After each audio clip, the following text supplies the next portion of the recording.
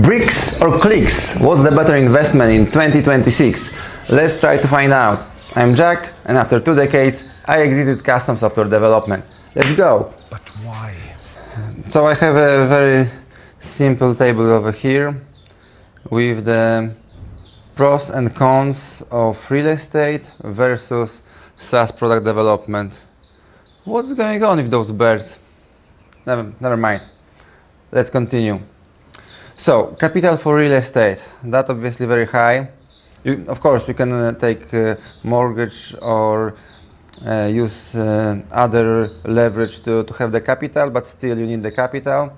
For the SaaS product development now, the investment is very low.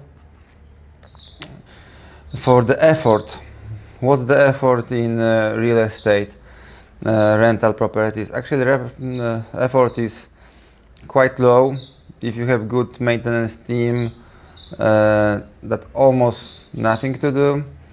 In other cases, it's still low. Some maintenance from time to time, dealing with the tenants, and that's it. So for the SaaS, the effort is, I would say, medium. It's not super difficult, but still you have to maintain that, update that, keep everything running, check the servers, and make people happy. So it's not super hard. It's not like as low as for the real estate. It's on a medium stage. Okay, and luck. Luck factor, this is what I like a lot. Especially people think I have a lot of luck. I'd rather say I take a lot of tries, and with that the luck comes.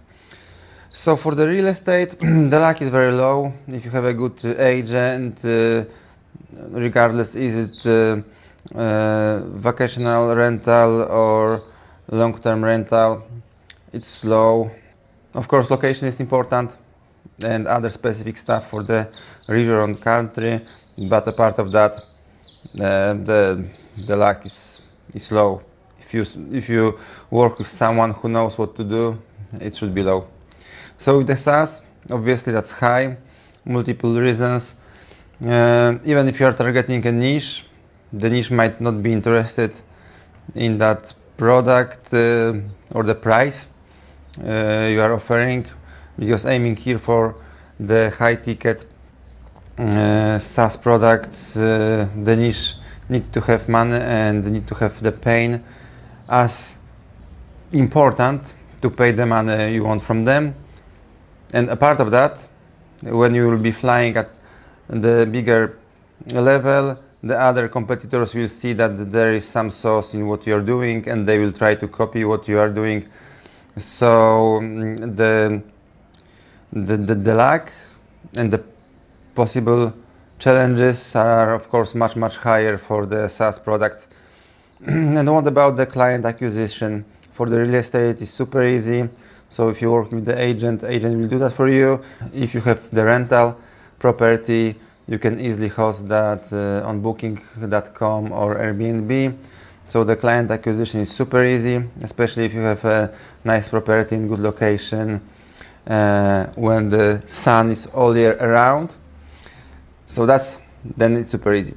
And what about the clients for the SaaS products? I would say it's hard.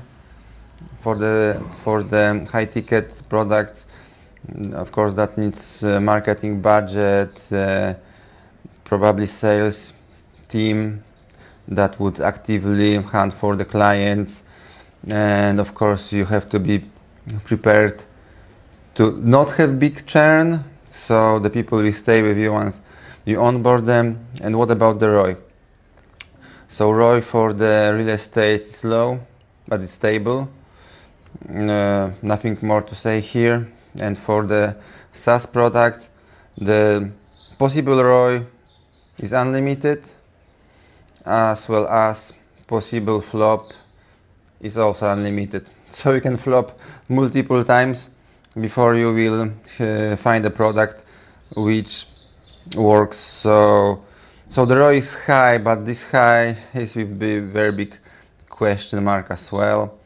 And what about the exit? So of course you can sell the property.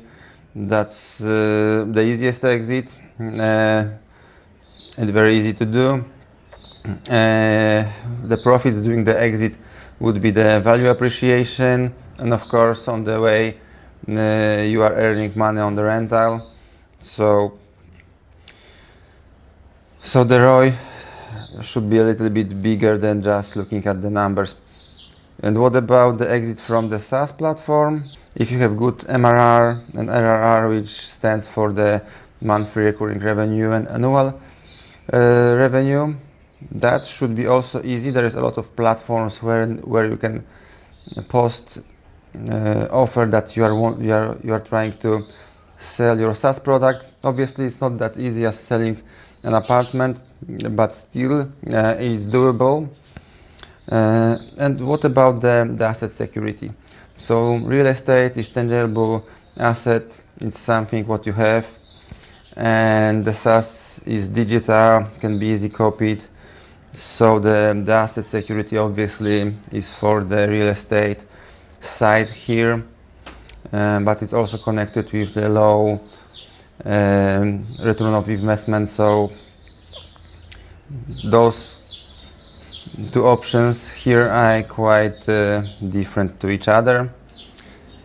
And what about the learning curve? What I mean by that, learning curve is how much time you need to spend on learning industry to have profits there. So for the real estate is low when you cooperate with the agent who knows what to do.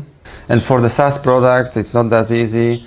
You have to learn about the demand and supply and find the niche, find the beachhead market. So the learning curve, obviously, for the SaaS products is more complex than for the real estate. So the final decision, bricks or clicks? For me, both. So my plan is to build a lot of SaaS products and when possible sell them and then reinvest the money for the real estate and also for starting another SaaS product. If you're interested in selling your SaaS product, hit me up and let's talk. For the real estate, I have a good agent who helps me with everything, so here I'm covered. That would be it for today. So let's click the bricks and let's make some sauce out of it. So that was my take on the business in 2026 after 20 years doing something different. Ciao, ciao, over and out. I got 2 screens on the desk. One shows rent in the chest. One shows churn in the clouds. One can sleep, one can scale right now. Paint on the walls or Kodak grows. Keys in my hand or a monthly flow. One needs fixes, roofs and time. One needs users to keep the line. I'm counting miles, I'm counting fees. I'm counting what can outpace me.